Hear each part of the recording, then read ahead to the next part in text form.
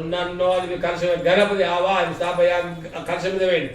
స్థాపయామి పూజయామి ఓం గౌరీ విమసా సాంగ పత్యపుత పరివాస వేయండి గౌరీ లోకపాల స్థాపయామి పూజయామి ఓం పత్యపుత పరివాస బ్రహ్మాండ భావ స్థాపయామి పూజయామి ఓం నారాయణ తన్నో విష్ణు ఆవాయ స్థాపయామి పూజయామి అవన్నీ కుడి చేతులు తీసుకోండి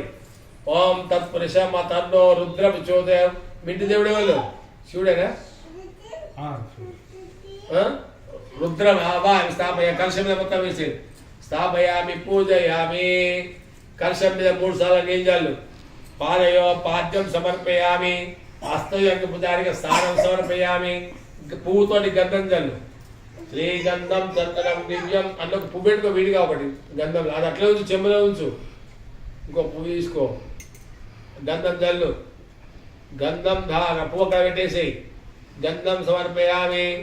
ఆ విగ్రహాన్ని ముంగడ పెట్టుకొని ప్లేట్లో పెట్టుకొని సత్యనారాయణ స్వామి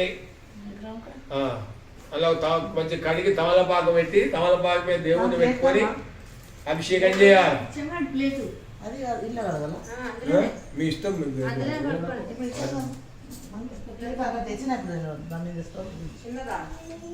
ఆ పసుపు వాళ్ళు పక్కన పెట్టమ్మా ప్లేట్ పసుపు వాళ్ళు పక్కన పెట్టు ఆ కొబ్బరికాయలు తీసి పక్కన పెట్టు కొట్టు